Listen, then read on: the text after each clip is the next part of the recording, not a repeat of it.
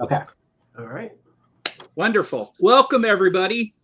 Pleasure to be with you today for what should prove a lively Q&A with co-writers, directors Morgan Galen King and Philip Gillott, and producer Will Battersby of the raucous, epic 2D animated fantasy, The Spine of Night.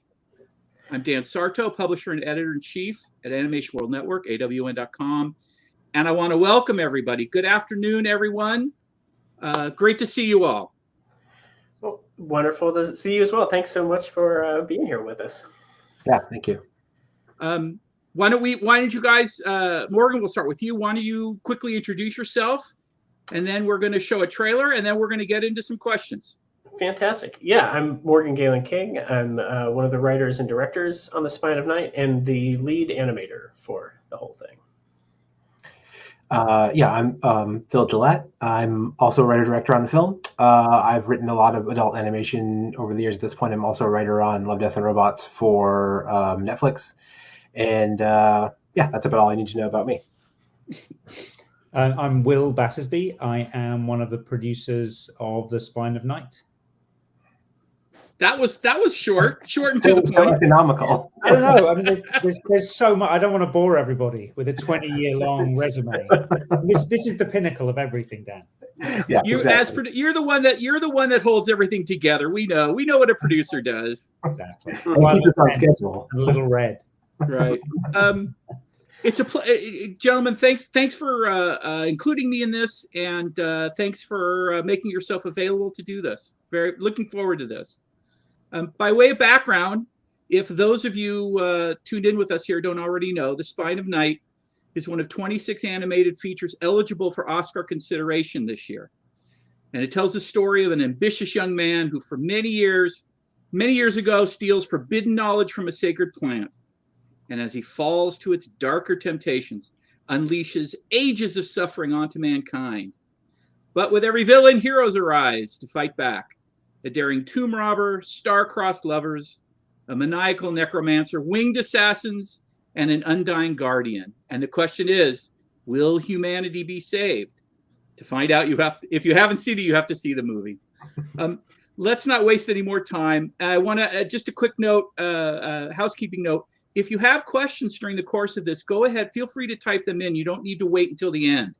We may take some along the way, but we'll try to leave as much time as we need to get to everybody's questions. And with that, Philip, I know you have a trailer that you want to share to start things off. So why don't you share it? Let's take a look. Here we go.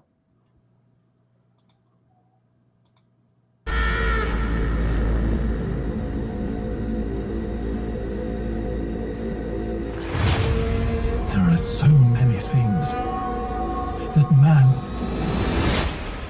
cannot know. The bloom is the last light of the gods. The sacred bloom traveled, and my dreams traveled with it. It is unspeakable power. Whatever you dream, you will have. It's too late to change what has happened. But not too late to change what will be.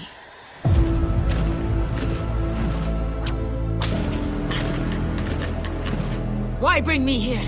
We all have masters to serve. She will know sorrow. Our people have suffered long enough.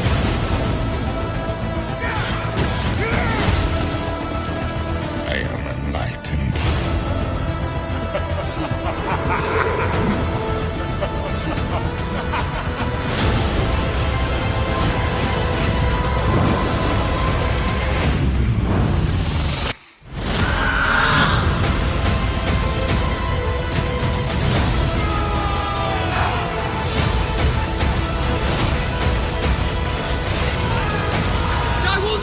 This night is not yet done.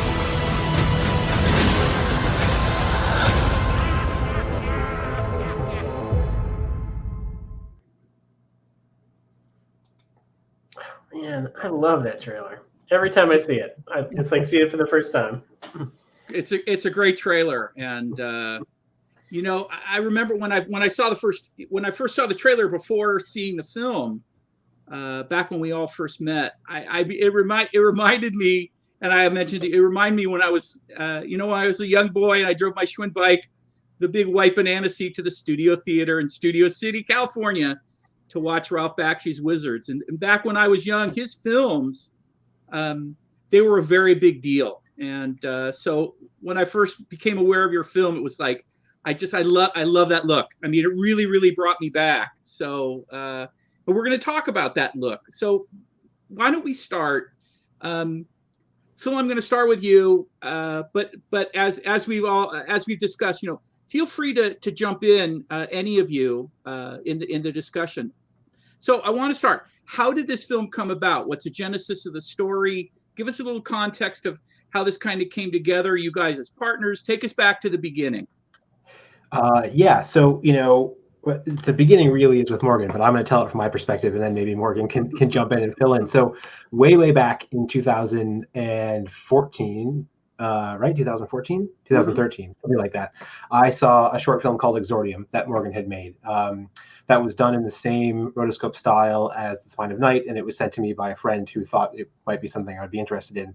And I immediately fell in love with it, both the rotoscope style of it and the sort of fantasy vision that it had. It felt very sort of old school fantasy, but not in a Tolkien way, and sort of like a 70s, early 80s kind of way. So I reached out to Morgan and said, hey, I love your short film. Who are you? And can we be friends? And maybe we can make something together. And that to me was the genesis. But maybe we should go nonlinear. And Morgan, what had happened up to that point to get Exordium done?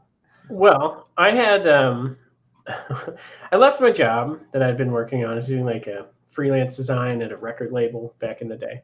And I was just really tired of it. And I told my wife, I'm going to sit down, I'm going to teach myself how to animate. I'd gone to school for film, so I always wanted, or I went to school for communications with the idea that I would transfer into film eventually, and never really had a chance to do it. So when I was looking to sort of do something else, I wanted to get back and, you know, make films and specifically use my art background to animate. And I'd sort of experimented with a few different approaches, so the early stuff sort of like flash based.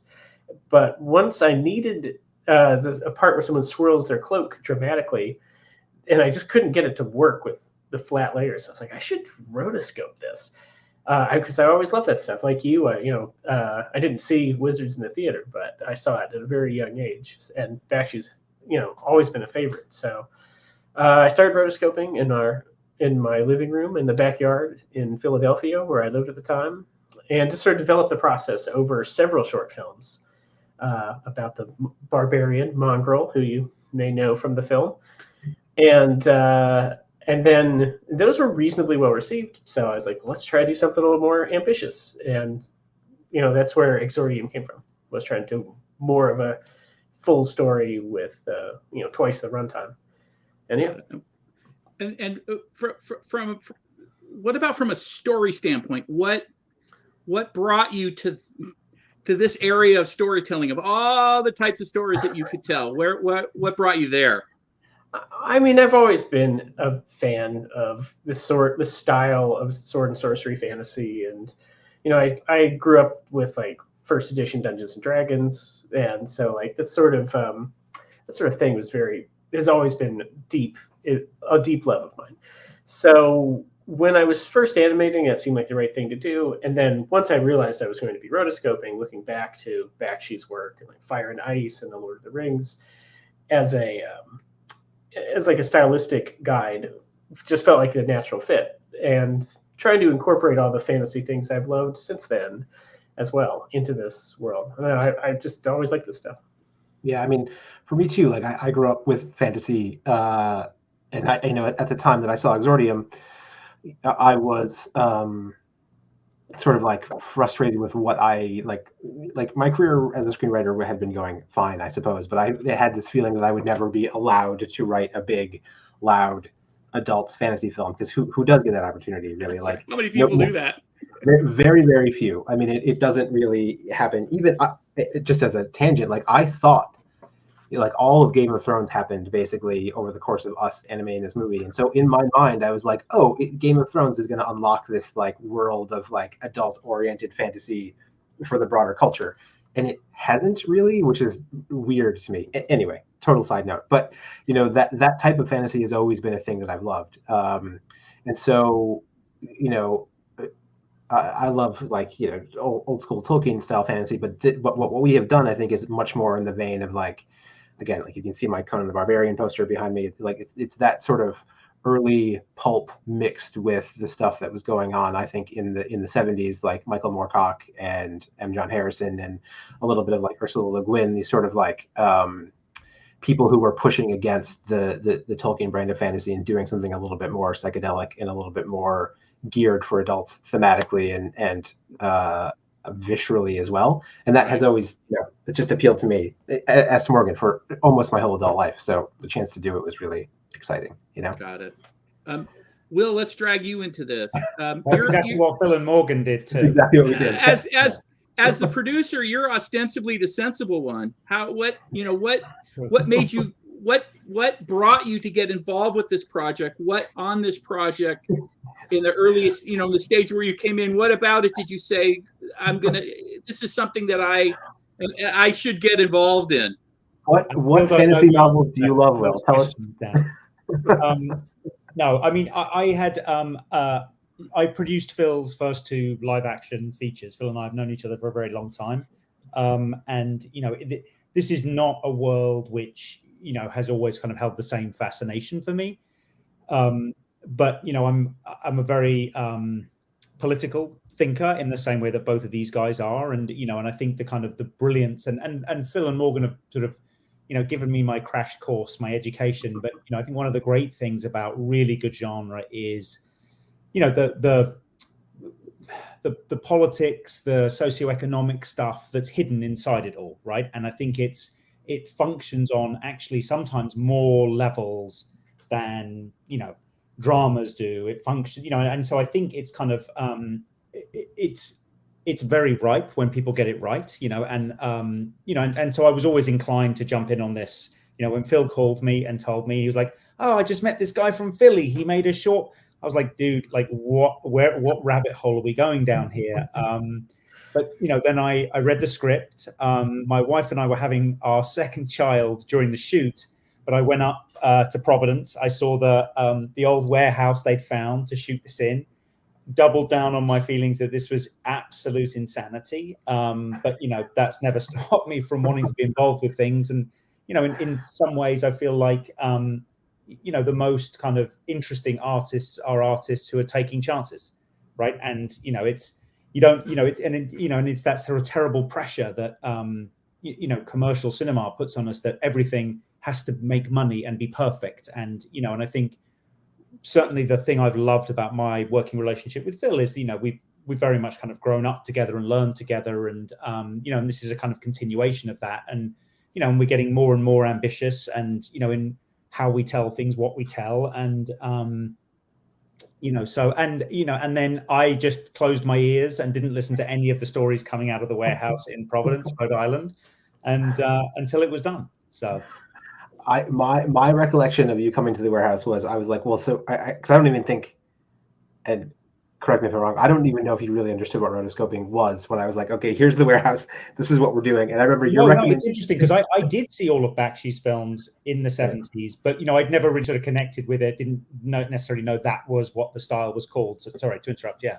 Oh yeah, no, that's fine. And then you had a number of like very practical pieces of advice because you clearly weren't going to be there when we were shooting. So you were like, you know, make sure that you feed everybody, get a laser pointer so that you can point out things that aren't in the room so that everybody looks in the same place. And I think I already had the yoga ball that was going to double as our horse and everything else.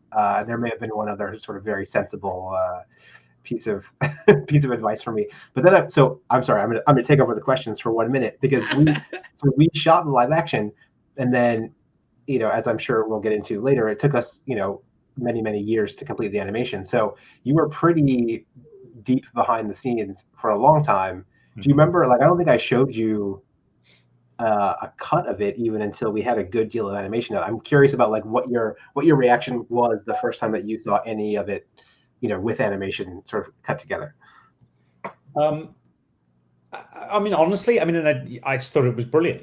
I loved it, and again, just because of that, the sheer kind of, sorry, Dan, I hope I can say this, the sheer balls to go off and do this, right? And again, there wasn't a lot of money, right, that was being spent in those early days. I mean, there's never been a lot of money spent, but it just was real it was real art, and it was kind of funny because the behind the scenes. Sorry, and somebody has just asked if there's a behind the scenes. There is a behind the scenes as a special on Apple, right? And it'll be on the DVD and everything. But it's amazing because it is literally people running around a room dressed in white leotards, right, with sort of pieces of cardboard stuck on them, and you end up with this, one of the best fantasy films that's come out in decades, right? And so. It's amazing, that process. So yeah, sorry, I wish I could be more sarcastic, but I was just impressed. Oh, I wasn't looking for sarcasm. I was more like, I guess I was wondering if there was a moment when you were like, oh, I see what this is going to be, as opposed to just like, oh, okay. For me, no, because it was also, we always knew we would recast those voices, but it's such a leap of your guys' imagination, right, to go from that warehouse to Richard E. Grant, voice, Oscar winner or nominee, voicing, one of the lead roles in this amazing fantasy, movie. No, and I think it's just, I trust you completely, as a partner, and have learned to trust Morgan completely. And again, when we were recording with Richard E. Grant, I was still like, what, I have no idea how people are going to react to this. Well, I think overall the reaction's been pretty good once the final film got out there. Will, there's a quick question for you. Jess has written in, where in New Zealand is Will from? Assuming you're from New Zealand. Where are you from? I am not from New Zealand. Okay. I'm a different island. From London. And only a person from New Zealand would get that wrong. So I imagine Jess might be from New Zealand. Got it. No, I'm born and raised in London, moved to New York, 25 years ago. So, got it. Phil, by the time this film was finished, you'd made it and remade it again a number of times. We're going to get into the kind of the guts of the production, from the live action filming, the animation, it's the voice recording and everything. I know there's a lot of layers and pieces here that took many, many years to put together. Why can you start? Just tell us a little bit about the kind of the pre-production, the writing, design, and stuff like that. How long did that take? Tell us a little bit about how you came up with the look of this, and how early you came up with the look of this compared to the time you spent getting together the live action shoot. Yeah, I mean, Morgan, maybe you want to start that, and I can jump in at some point, because I think a lot of that early design starts. I mean, the script is sort of both of us. Anyway, you start, and I'll jump in to sharpen and clarify. So Exordium came out in October 2013. It was part of the Machinima Interactive Film Festival. If anyone remembers that Machinima was a thing that used to exist. And Phil saw that, and then within a month, I think we had sort of been figuring out like what we wanted to do next, which was going to be an anthology of sorts, like an interconnected anthological structure, telling stories within the world. And I think we were writing by January. Like we were into the script. Yeah, I mean, I remember very early, like we had early discussions, and then I remember you sending me, which I probably still have someplace, a Google Doc, that the name of it was like Megazord, like the Megazord script or something. It wasn't a script. It was just like, it was, like he had taken a puzzle and like scattered the pieces around, and it was like, here's what here's all the raw ideas. Let's get them in the right order. But a lot of the movie was in the Megazord script already. But so really, like that, it started with that sort of, let's call it a treatment, to use film development parlance, and then we tossed the script back and forth for a couple of months, at which point we really started to pull together the live action, the elements of the live action shoot. But at that time, Morgan was designing the characters, and designed all of them, even though we didn't have, motion reference actors cast yet, right? Yeah, we'd start because by the time we got to the warehouse, we had I printed off a big sheet with like the character designs for every single person that would walk on screen, so that they had some idea of what they would look like. Because of course, as Will was saying, they're all in like white leotards with cardboard and bubble wrap affixed to them. I have a helmet. Hold on, I'll show it off. Here's, if you're curious, this is the helmet that the Guardian wore when we were shooting. So it's like, like that. And then if you want, like, the inside is really is just cardboard and tinfoil and tape and paper mache, right? Is how it's. Yeah, paper mache. Yeah. Which, I mean, in a way, ultimately was of limited value. There was this it's floating around online somewhere, but a video about like Animascope, which was a failed, I think, like 50s or early 60s process. It just never went anywhere. But it used the sort of high contrast lines of white and black to, I think they'd shoot it and then invert it to try to make live action look like cartoons. But it seemed like a useful way to do reference for this, for like hard, rigid shapes. So there's a lot of the swords and weapons and stuff are all, constructed things that we had. So when you, I'm sorry, go ahead. I was just saying, so by the time you got, what did you have to work with by the time you got to the warehouse to start live action? How much at that point were you really visualizing what this was going to be, and were you ready to completely shoot? How much was improvised from that point? How much was by design?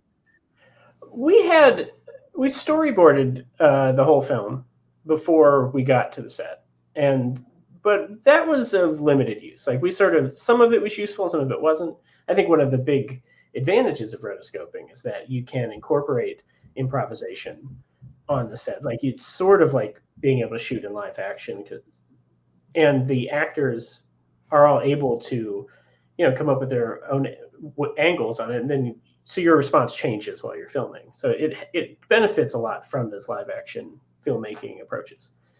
So, it was fairly well plotted out. Some sequences very rigidly, like there's the silhouette flashback sequence, and we basically just recreated every single storyboard exactly for that. But for a lot of the others, it was a mixture of relying on the boards and the script and just sort of being a little more freeform with it. Yeah, I think when we started, as Morgan said, we had these boards that we thought we were going to follow very rigidly, but we ended up sort of back in a place where we were shooting like it was live action. So we would, even though there was no set, we would say, basically, we had this big carpet, and it was like, this carpet is your area to act in, and we would, block a scene and then figure out how we were going to shoot it, and then just, shoot it from multiple angles, like very much like you would do a live action film, with certain exceptions, as Morgan says, where where it was where we were sticking much more close to the boards. But in terms of like script, the script really didn't change at all from when we said this is our script to the shooting. It eventually changed in the edit room, where we condensed some things and those sorts of things. But in terms of shooting it, it was very much like you might shoot a live action indie film, even that we were shooting in like a low rent warehouse. It was like very much like, like they were making an indie movie, Got it. And how long was that shoot? 5 weeks, I want to say. Yep, it was 5 weeks. We shot all of April and then 1 week into May. And we shot, pretty consistently. And a lot of those actors, we shot it here in Rhode Island where I live. But we had brought a lot of actors up from New York. And so it was a very fun shooting experience. That warehouse was full of, Magic the Gathering tournaments and RPG books, and just like a bunch of dorks with fake swords, like, who I think a lot of them were like, oh, this is fun. This is never going to turn into a real movie. I'm just going to go hang out with these dweebs, and we're going to roll some dice and swing some swords and say some magic words, and then that'll be that. But it was a ton of fun. Yeah. Got it. So you finished the shoot, and now you start animating. We talk about rotoscoping, and I think certainly people with knowledge of animation have a better idea about rotoscoping. But I think most people, they may have heard of it. They don't really quite know how it's done. I think they think, oh, you just trace it. You know, a lot of people think animation, oh, you just use a computer and then animate. You know, they really don't know, and they should know. People in the industry should know. But so tell us how this was animated. What you know, it took it took a number of years to animate. Yeah, a couple. You've got this live action footage that you're animating on, on top of. Walk us through it. Okay. Well, yes. So we shot the entire film in the warehouse. We edited it in its live action format with placeholders for things that didn't, like establishing shots, and anything that had a lot of special effects were placeholders. But we were able to do a pretty tight edit of the entire film, before I drew a single frame, which was incredibly useful, because the last thing you want to do is animate something and then have to cut it for time, because you're talking. I mean, it's to do 1 second in this style took about a full work day. So you lose 5 seconds. That's a whole week of work lost. So it was a very tight edit, and we areas we weren't sure about, we left them unanimated until we were sure about how we wanted them to feel.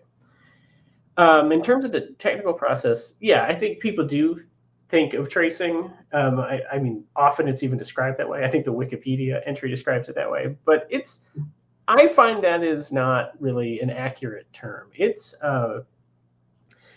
useful for timing, right? Like the length of time it takes for the human body to complete a motion, and they ambulate with like the way we are familiar with real people walking and moving. So you get a lot. It's useful for proportion and timing, but lines don't exist on people at all. So like it's still keyframed and onion skinned. It's done frame by frame by hand, in a very traditional animation way. Honestly, I often don't even use the video except for like an initial check just to see how far something's moved. It's almost all onion skin on my end. So, and that's all. So so we have all the video. We export it at 12 frames per second, and I have a sort of custom Photoshop script that creates the layer file just like I like it. And then we drew it 12 frames per second in a 24 frame per second project, and on the twos, for animation people would say. And it was all drawn in Photoshop on Wacom screens, a Cintiq. Sorry, can I ask a question, Dan? I've never asked this question. How many frames are in the finished film? Do you know? Well, it's a little complicated in that sometimes there'll be like the foreground character frames and then the background character frames, and then so it's not exact, but it's somewhere between 72,000 and 76,000 individual frames. It's a lot of frames. It's a lot of frames. It's a lot of animation right there. And very little is reused. It's not I mean, some of the crowd elements you'll see a couple of times, but for the most part, everything's bespoke to the shot. So it's about as much of a brute force method as I think could have been applied here. We had discussions. We were talking to somebody else recently about like loops in rotoscoping. Somebody had asked about it, and Morgan was like, yeah, we didn't really use any loops. And then the guy asked about like, well, what about like frame holds for background characters? And we also didn't do that because it makes the scene suddenly feel very dead, right, Morgan? I mean, it's I think one of the things that's really interesting aesthetically to me about rotoscoping is that the line work boils and breathes and feels alive. And I love Fire and Ice, Bakshi's Fire and Ice, but from his cartooning background, anytime the characters aren't talking, they freeze in the background, and it always felt weird to me. It's definitely a more efficient way to do this. But yeah, I liked it always alive. And so we were animating the line work, and then I had a custom tool I built to do the coloring, which I did some of, but we had a colorist as well. And then, so that was all the character animation. And then I would send sketches off for each shot of what the composition should be for the fictional background to the different painters. And they sent back absolutely stunningly beautiful work. And those background pieces are amazing. I mean, to Dan's other comment about like sort of making the movie many times. I mean, there was like, you made it in the script. Then this is like any movie, right? Like you make the movie once and it's a script, and then we shot it, and then we had this live action version of the film. And then I would say, in the animation process, there's like, you start to see that characters move in line work as they're actually going to move. But it wasn't really until you see the backgrounds that suddenly the movie like becomes a fantasy film, because otherwise it's, again, it seems sort of self-evident, but like it's like lines on a white page until you see, cathedrals and mountaintops and all those sorts of things. And all of the background artists that we found were, just incredible. There are so many talented background painters out there, and a lot of the ones we used, we sort of just like trolled around conceptart.com and like not Behance. What was the other one? DeviantArt, that's right. To find concept artists and people who had done stuff that we loved, and so many of them are concept artists, so they don't often see their finished pieces in the final product, right? Because they're concepting, they're not actually doing it. So it was a lot of fun for them too, just to like see their stuff in the final product. It was really so cool. But I mean, I think Morgan agrees. Like it really, at every stage of making the movie, I was like, well, there it is. There's the movie. But it really wasn't. I think probably the first time it actually was the movie was like when background started to come in. That was like an exciting moment. And along those lines, you're also, at what point it's a great voice cast. At what point did you record them and integrate that into the edit? I'm going to toss that question to Will. So the first two actors we recorded with who had not done the motion capture were Joe Manganiello and Nina Lee Sandrello. And Phil and I, we went out to LA to record them at the end of 2019. And, so we were casting, and then obviously the pandemic hit. And in a funny way, we were very lucky that we were in the process of casting those voices. It took us a beat talking to our sound post facility in terms of how we could continue to record, and I think they were a little dubious about our plans. But as you can tell from this crew, that's never stopped us before. So what were our plans? Yeah, we embrace being dubious. Yeah, so we literally were like, well, people make podcasts with professional microphones. We can record actors with professional microphones. So we started to cast, and we were very careful. And this was the moment where I sort of, it was the only moment where I don't even know if I needed to be assertive, but I was really determined that we end up with, having seen the final, most of the final animation, I knew we could get really high quality actors, and I knew it deserved it. So I counseled these two that we needed to be patient, because it's not even that you have to go to a lot of people. With something like this, if you go to the right people, they're going to want to do it. It just, the process in Hollywood casting just takes a ridiculous amount of time. But we would, once we landed, an actor in whatever, however we would, get that actor, then we would ship them professional microphones. We would give them the crazy instructions, which were, you have to go into a closet, like, go under a bed. You basically have to be, in a padded room. And we'd run a test with them. And I can't remember exactly how long it took us to re-record all the voices, but it was most of 2020, right? Yeah, it took us most of 2020 to do it. And I mean, our right, like successes and failures over the course of any filmmaking process, our shipping microphones to people didn't always pan out. Like we shipped one to Richard E. Grant, and he was in the south of France, and he took it and he plugged it into his iPad and he did his whole performance. And then we sent that file to our sound recordist, and he was like, nope, can't use this. It doesn't sound good enough. So we did end up having to send him, we were lucky enough to schedule an actual recording session with him when London wasn't on lockdown, and he got on the tube and went to a recording studio that he knows and loves, and did another performance for us.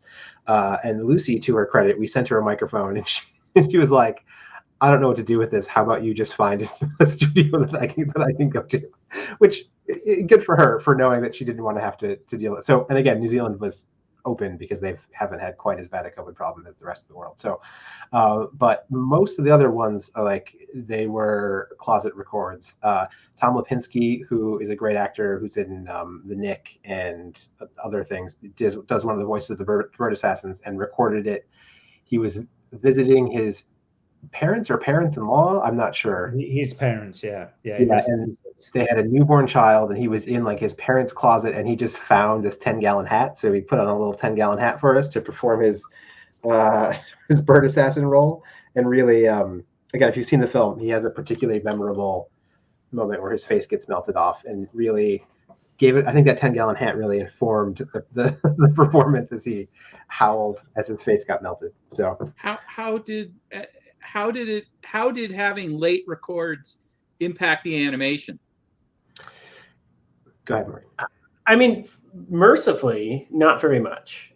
They're all just such professionals that their ability to match the physical performance that we previously animated, and so often the actual mouth shapes were really remarkable, that they were able to add so much to the performance and imbue it with their own character, like to make it their own.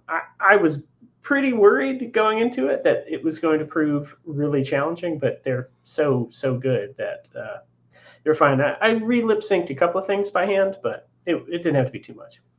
Got it. Yeah, I mean, the other thing is, like, and I found this on live action films too, like you shoot a thing and then you're like, oh, well, that's it, it's locked in stone, but there's always malleability in a way that you don't expect. So, for this, as Morgan said, the mouth shapes largely worked out, but a lot of people are talking off screen, or like Richard's character wears a mask for a portion of the film, and then later on he does this sort of epic cosmological voiceover where, of course, he's not on screen at all. So there was a lot of leeway and a lot of room for him in particular, to make the performance his own. But each of them really managed to imbue it with something special. So, I mean, kudos to all of them, and to Will for encouraging us to be patient when we were doing the casting.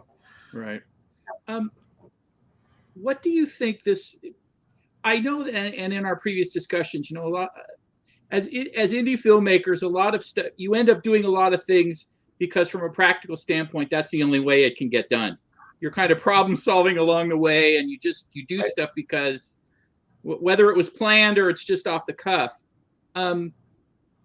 What did this production, this amalgam of the way you made this film, what did this production technique and this style, what do those choices provide you from a creative standpoint that you probably wouldn't have had, or you don't think you would have had as successful animating this film or producing it a different way? I mean, from an animation perspective, I think it's, like I was sort of saying earlier, like the actors imbue the characters in all sorts of ways. Like I'm sure I would have come up with some ways to give them certain personalities, as if they were animated in a different style. But being able to have each actor, both the physical and the voice actor, or elevate them in a way that I just don't know that I ever would have considered, like, a small hand gesture, or, a choice of their expression that I just wouldn't have thought of, that makes it richer. I mean, I found when we were writing the script together that it was one thing that I liked the most when I would get back Phil's updates on the script, was how I didn't realize all the characters were being written in my voice. Right, like, and it came back, and they were all, and each character had their own voice, and I think that's sort of similar with animation. Like I can try to make them all sound different, but there's like a limit to how diverse I'm going to make them move and how I'm going to make them express. And I think working with actors like we were able to in this style just made them so much richer in ways I never would have imagined. Yeah, I mean, I guess I would say that. I mean, I've got a lot of ways to answer that question, but I would say that that first of all, like nobody, when we first set out to make this film, it was my opinion that nobody would let us make it, and therefore we just had to sort of go off and do it on our own, right? Like if we had tried to find money to make, forget about the rotoscope part, just like a hard, like adult fantasy film that's based on no previous IP, nobody would have let us do it regardless of the style. But when you tag on the rotoscope style part of it, it just becomes so sort of outside the bounds of anything that had been made, for quite some time. Which relates to your question basically, because it was like everything to the movie sort of comes from that style and comes from the, basically comes from it. Like we couldn't have made this movie if we weren't doing it in the style, the rotoscope style that Morgan had taught himself to do it in, if that makes any kind of sense at all. Will, I don't know if you want to help me with that answer. I don't know if this is going to help you with that answer, but I sort of come back to this thing that I think it sort of unleashed sheer imagination, right, and creativity, and sort of and kind of almost knowing that we couldn't go out into the world, and sorry Netflix, go to Netflix, right, and get financing for this film. I think sort of it kind of set something free, right? And I think that's very evident in the final film as well. I think that, the style obviously adds something. I also think it's interesting. I'd never thought about it before this conversation, but, splitting that motion capture from the final voices, I actually think as well, it freed the final actors up to give much bigger performances than I think they would have given in that room. Like, I don't think Lucy would have made quite that same bold choice on that voice for that character had she done motion capture. I think she might have been, not that Lucy's conservative in any way, shape or form as a performer, but I think it's sort of, each of them, it was very interesting watching each of them. They were really kind of theatrical and they enjoyed it. And and I think it wasn't, they were free of their own physical reality, because I think actors are also, they're taught to be so conscious of their bodies and what they look like and how they're going to appear, that actually, even like Joe Manganiello, who's like a D&D nut, I think he was just like, oh my God, I'm like this balding barbarian with an axe. It's actually who I've always wanted to be. And so he came in and gave this really big, bold performance. So I think in a way, it's sort of it for everybody in the process, it set us all free a little bit.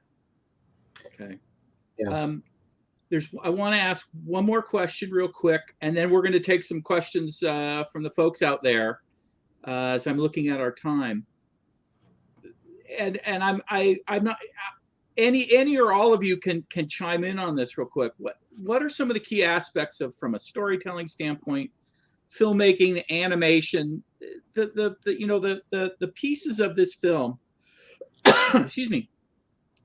What do you want industry viewers to notice when they're watching the film? What is it that we should be paying attention to really see what's unique about this film and about how you made this film? There's so much I hope people take away from it. But on like a really core level, I hope that it can be inspiring to people to both see that there is an audience for adult independent animated films at all, and for producers and animators who want to pursue these things. I mean, I think it can be done. It took a long time, and it was it wasn't cheap, but it wasn't giant blockbuster money either. And that's what I hope, is that someone looks at it as like, oh, this is an independent animated feature for adults. Those don't come along that often. I would like to make one myself, because you see, I've been to so many streaming movie festivals over the last year, and they're just filled with amazing short films from some like the best animators in the world. It's so inspiring and so amazing. You almost never see those get the opportunity to be turned into a feature, or like, and it's a shame, because I feel like all of those brilliant artists could do it if they had if the money was there and the support, sure. Which amazingly we were able to do here. Let's we're going to jump into some questions now from the folks out in the interwebs. This is from Drew. Drew, thanks. It's funny. This is a question I often ask when I'm talking to film directors and folks that on these types of projects. What's the coolest thing you learned over the process of making this film, and what lesson are you most excited to take to your next project? I mean, I have very facetious answers to that second part, which is that next time everybody's in a mask and often have their backs to the camera. There are definitely more thoughtful answers to that question. I think the coolest thing I learned was that and this is again probably a little bit of a cop-out answer, but just that sort of to what Morgan was just saying, that like we set out to do this thing, that we actually got it done, is still a little bit amazing to me. Like, it was such a monumental task and took such a long time. And I think it's just, and I've had this on other projects too, but it's really cool to see all these different elements come together in the service of a very particular and very sort of out there and uncompromising vision. Like, you just don't see that very often, and it seems weird to say that that's cool about one's own project, but I think that was the coolest thing I learned here, was like just seeing it come together. I don't know if anybody has a better answer than that. We all learned how cool you were in this process, Phil. Stop it. Yeah. That's not what I meant. I learned Here it comes. Here it comes. Damn it. Didn't take much success to turn him down, did it? Yeah. I mean, I similarly, I guess the coolest thing, I mean, it was amazing to be able to work with this many people over this much time. I'd never had like a team that was working in collaboration before. It's the smallest crew I've ever had on any film I've ever produced, but I love that about this.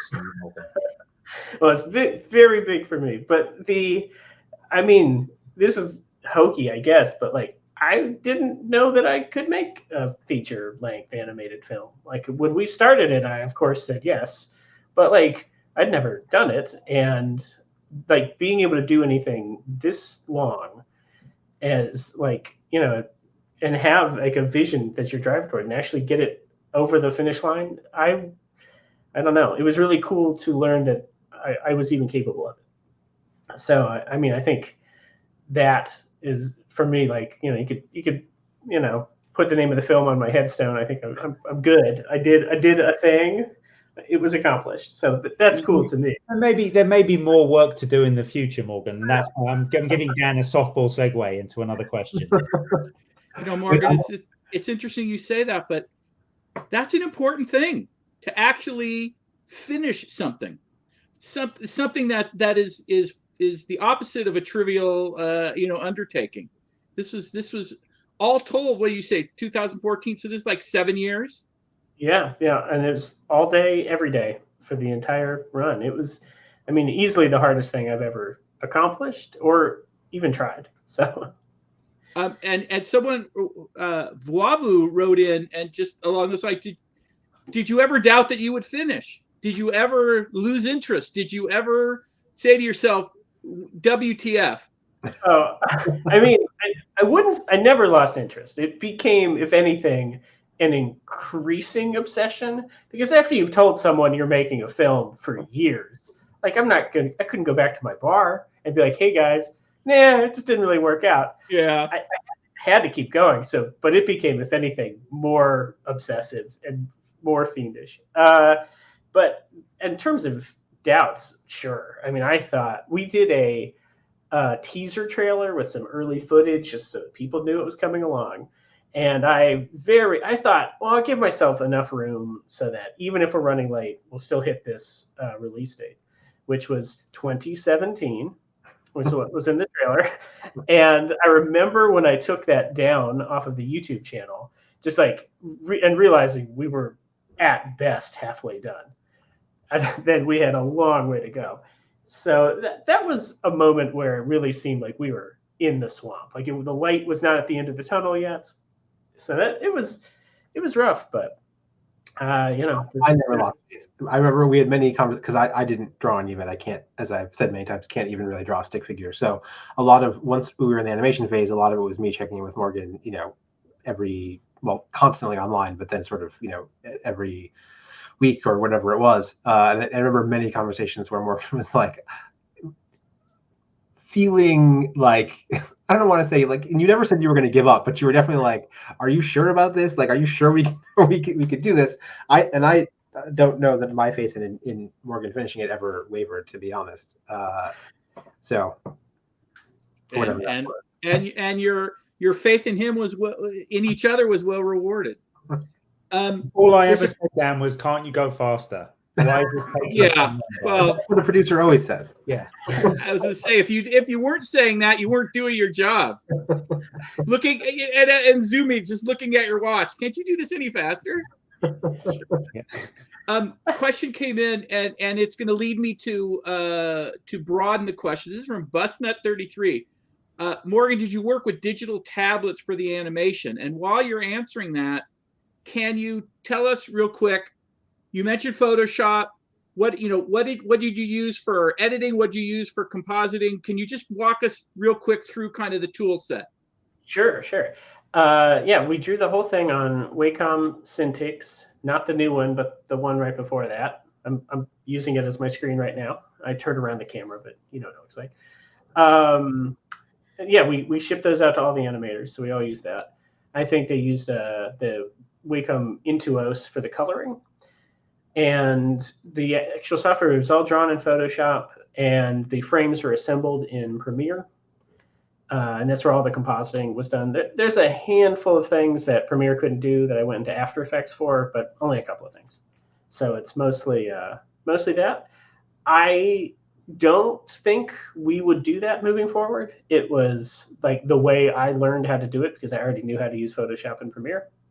But I suspect that there are more powerful tools that are very well integrated for this, that when we inevitably look for the next project, we'll hopefully modernize. But it's certainly very possible with Premiere and Photoshop. That leads me to a question that I want to ask Morgan. Do you think that anybody will ever make a feature film in this exact way again, like with hand-drawn rotoscope animation? Or do you think that we're on the cusp of the automation tools being able to give it a suitable look?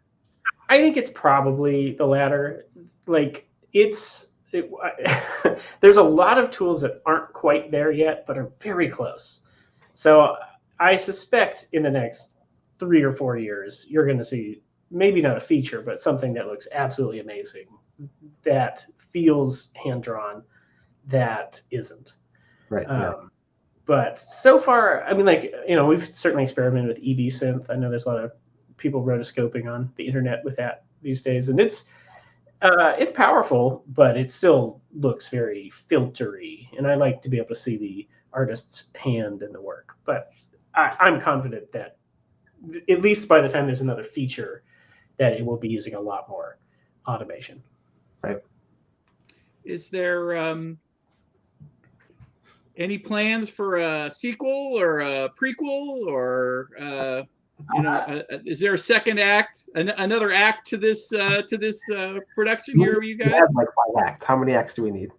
Yeah, well, it really depends on how much people want it and who is paying for it. There's definitely, we'll answer it.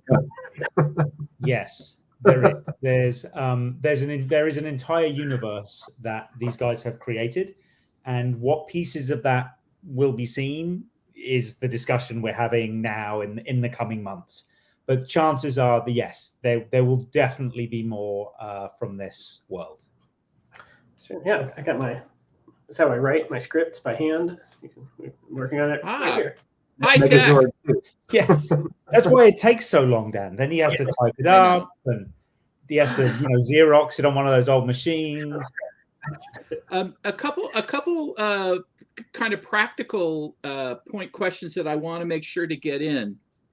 Where can people see the film right now? Where will they be able to buy it, or can they buy it? Where will they be able to buy it? Someone wanted to know where can they get it in Australia. So can you just tell us a little bit of that? So Australia, it's going to be on Shudder in March. The physical media, so Steelbook DVD, is coming out in the US on February 1st. Most of the world will be able to see the film digitally. It'll be, Apple, Amazon, etc., Google Play, Xbox, February 1st. And then there are a few European territories that will open a little bit later than that. So Germany, Poland, Spain will open a little bit later, and then the UK, it's premiering on Shudder in March. So I think that'll be simultaneous with the Australian release. So this is a big release coming up in a couple of weeks. Yes, yeah, huge. Less than 2 weeks. Yep. I'm going to talk about Russia for a second. We are desperate to get the movie into Russia because Morgan's YouTube page is full of actual Russians, and by that I mean like not Russian bots, right? Like you've translated the comments and they seem to be actual Russian fans of the style. But turns out it's really hard to get an animated movie released in Russia. So apologies to our Russian fans. Yeah, there's like a violent cartoon censorship thing going on there. I know they pulled a bunch of movies, like that new the Mortal Kombat movie with Scorpion, which has and that new movie Akira as well, right? Like Akira is also like censored there, which is crazy. Yeah. But we're trying, Russian fans. We think, I shouldn't say this out loud because they're Russians and we know they're listening, but we figured out a workaround. So hold tight, Russia, we're coming to save you with our rotoscope. That's right. Here we come. We're just about kind of up against our time here. Any last thoughts you guys want to share? Any last comments, words of wisdom, points for us to further cement our feelings of your filmmaking mastery? Well, I would recommend everybody go. Someone asked in the comments here. Go to gorgonaut.net. It's GORGONAUT.net. You can see the short films are up there if you haven't seen those already.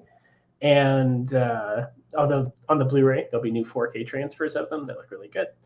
And I hope also just keep supporting adult animation because especially on the independent level, like it's every single voice of support means the world because a lot of people might not get it. A lot of people might not understand why it doesn't look like $100 million project. So get out there and find independent animators and support the hell out of them. There's a lot of people making really cool stuff out there. Absolutely. There's more.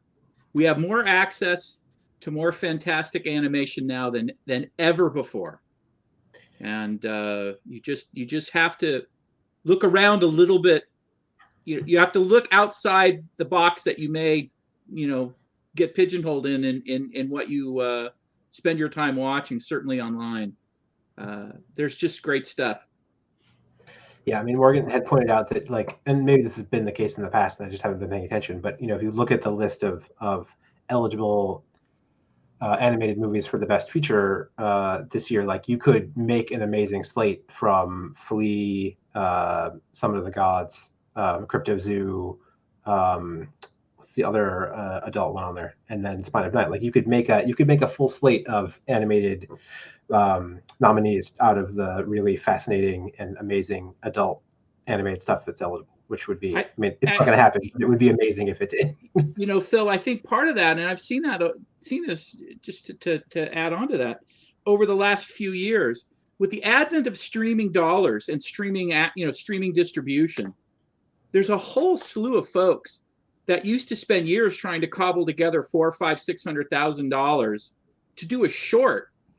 It's easier to get, $3 or $4 or $5 million, $10 million to make a feature because you actually can potentially make some money on it and people will see it.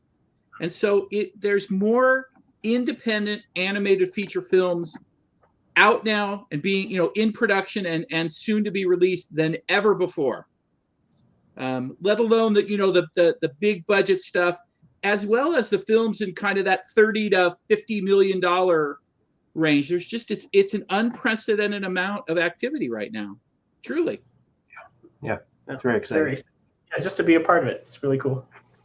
Yeah, absolutely. Gentlemen, thank you. This is wonderful. We're kind of out of time now.